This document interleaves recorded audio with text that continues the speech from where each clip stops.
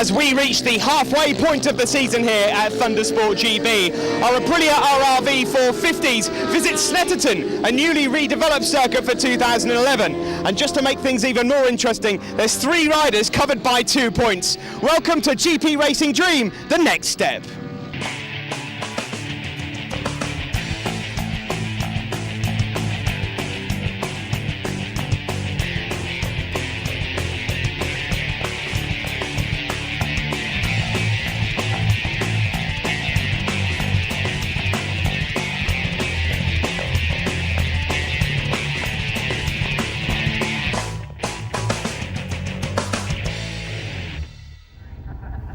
Welcome to Snetterton Circuit in Norfolk for GP Racing Dream, the next step, featuring the Aprilia RRV 450 GPs.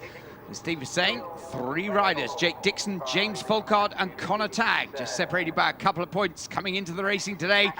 Let's, Steve, take us first of all on a lap of the circuit. Thanks very much, Robin. Well, this part's certainly not changed here at Snetterton. The centre straight leads us into turn 1 here. A double apex right-hander into Ritchie's. Get on the power as early as you dare, and then up a gear before shedding down 2 or 3. This once used to be Sears Corner, taking you onto the river straight, not anymore. It's Montreal hairpin all the way round and then back in on yourself. And then we head up towards this lovely left-hander here, Palmer's, on your knee, all the way round, just drift round, feathering the throttle, and then almost a little mini back straight, a great opportunity for overtaking as you head down towards Agostini's, another sort of double apex left-hander here, on your knee, on the left, probably 2nd or 3rd gear, and then a really tricky corner here coming up. This is Hamilton's. Nowhere near flat out, but just a roll off the throttle, another left-hander before tipping into a very slow, almost a hairpin here at Oggie's. On your knee, on the right, 2nd gear corner, be ever so careful of the high side on the way out. And then the next right-hander here at Williams should take you onto the Bentley straight. 30 metres shorter than the old Rivet straight, but still plenty enough time to get tucked into slipstream and pop out at the end under the Snetterton Bridge there. Braking, of course, a little bit later. Now into the left and right, which is Brundle here on the left. Maybe downshift between Brundle and then Nelson on the right. Try not to clip your knee on the curb on the inside there, and then heading up to the old traditional bomb hole. There's a little dip here just on the inside, then back on the power, up towards Coram Corner. Now, Coram Corner used to drift out. It's still a very fast right-hander, but it tightens up a lot more now as we head into the final corner at Murray's, just a 90-degree left end, and back onto the centre straight, where we should find the checkered flag awaiting. Brilliant stuff. Thanks very much, Steve. Great lap of the new Snetterton 300 circuit there. But now it's time for the Aprilia RRV 450 GPs to have a crack at it. Steve's waiting with them on the grid. So the first 450 race of the day here at Snetterton. The weather is staying kind at the moment, windy as usual here at Snet. Pole position, 100, Connor Tagg. The championship is really hodded up. 2nd on the grid, Jake Dixon came into Snetterton with a nice healthy lead. It's all but gone. Next up, local hero, number 29, Phil Canessa. Got a lot of local support here. The rider from North Walsh will be looking to get his first ever win. And Sam Cox, number 54, rounds off the front row. On the 2nd row, you have to look here at James Folkard, just having a fidget with himself. We've also got Liam Shelcock, Tom Shreddle and Blake Walls on the 2nd row. Fantastic stuff, Steve. Yes, eagerly awaited this lot. They've been very competitive, not just in the qualifying sessions, but also in the warm-up this morning. Plenty of prospects for lap records being broken as long as the track conditions are kind and as long as the weather leaves off. But here they go, the big charge down into Ritchie's for the first time. 100, Connor Tagg from pole position leads them, Steve. Yes, Connor Tagg from Reading. Well, the rider who's just turned 16 years of age came into this round in 3rd position and didn't really look like he had the match of Folkard and Dixon, but boy oh boy has he proved everyone wrong this weekend so far. Now 2 points behind, but at the front here in slightly dubious conditions, guess who it is? Yes, 35 there, Jake Dixon, always somewhere near the front when the weather starts being unkind. Yes, Jake has phenomenal control, but he's not just a wet weather specialist. Give him any track in any weather conditions, and Jake looks a very, very accomplished young rider indeed. Of course, it's in the genes. His dad being, I think, the only person, certainly the only British person ever to win championships as both solo and sidecar.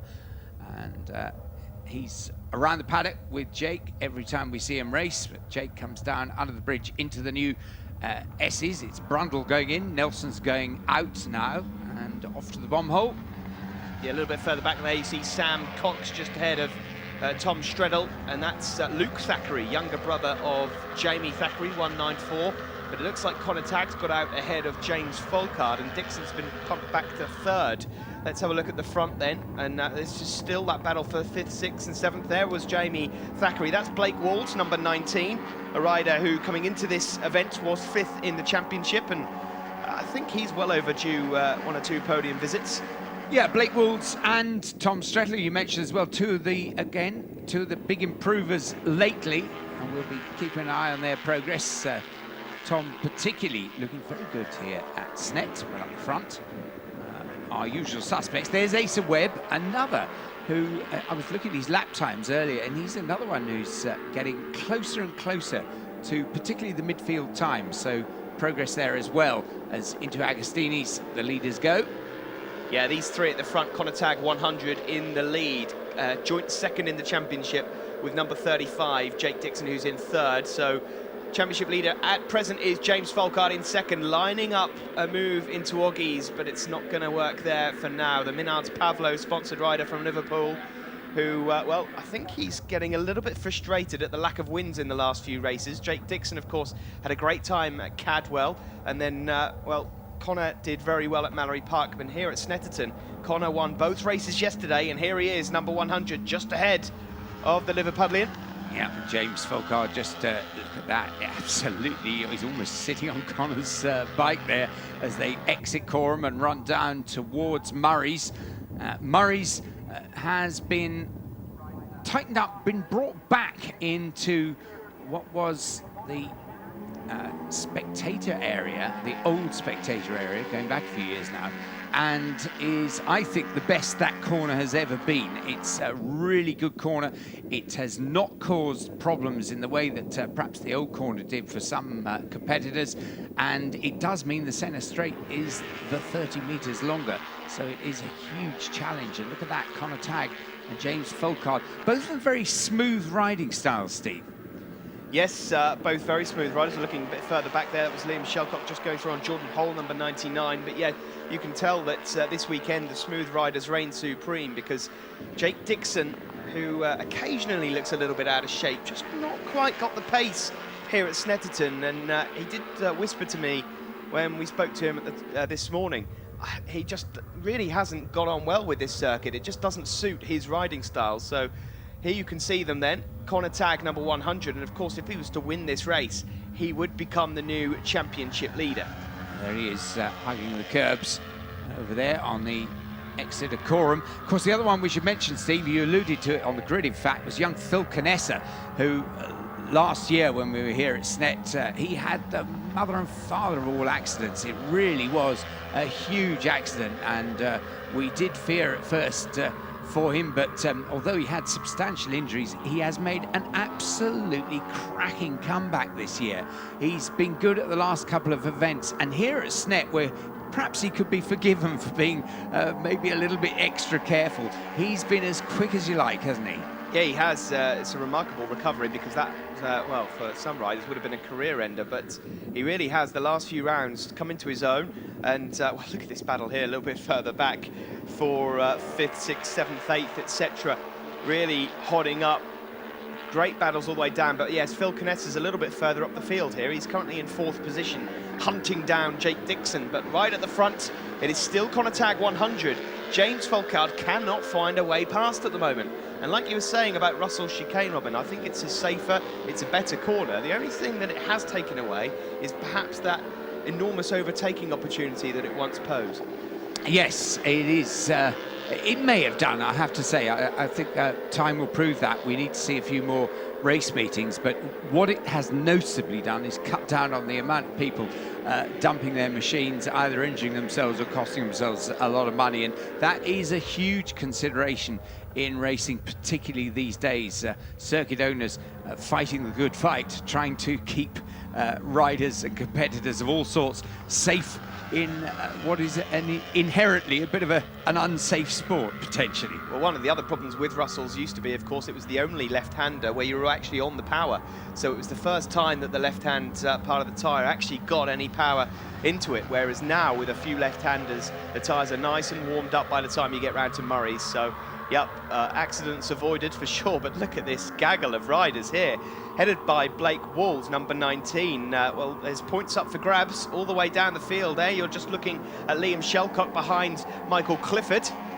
Yep, all of these putting in improved performances. I don't know quite what the gesture was there, but the brothers out there as well, Luke Thackeray, Jamie Thackeray, they're in the mix, Jordan Hole, as they run out onto their last lap.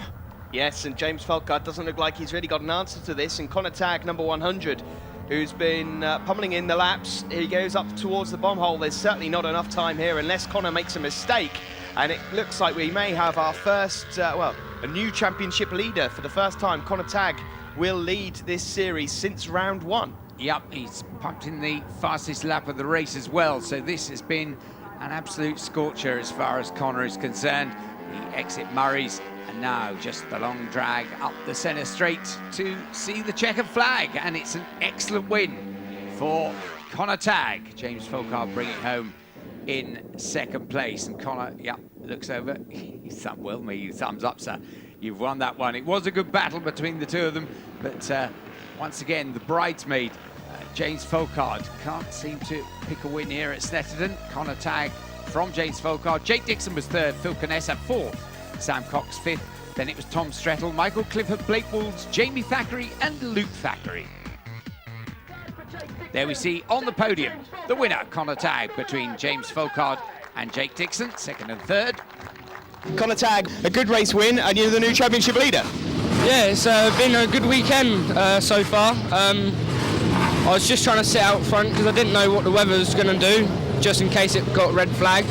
I wanted to be at the front over the line, so just in case it got held back a lot, like a lap. And I did, and I gapped James a bit on the last lap, last few laps I think. But it's a good race with him. James Folkard, absolutely mad out there. Yeah, it's the championship all over the place. We've had 3 different leaders over the first day, you know, and it's just really close. Yesterday, there was 2 points in it between all 3 of us, you know, so yes, it's going to be a close one. Certain parts of the circuit where you were closing in on Connor, other parts where he was getting away. Yeah, well, yeah, obviously Connor's a bit lighter than me, so if I'm not in his toe, I can't stay with him at all, you know, so it's I'm struggling a bit, but we'll get on it, maybe change gearing or something like that, work something out. We'll move on to third place now, Jake Dixon. Jake, I know it's not where you want to be on the top step, but championship's still wide open. Yeah, it's not been the best of weekends for us anyway. We've had a second and a crash, so if we can just get back up there and get the bike set up right, I reckon we can run with them. So. And people to thank? I'd just like to thank all my team again, and just the tyres have been good this weekend, and just everyone really. All right, well done to you, Jake. We'll look out for you in the next one. Cheers.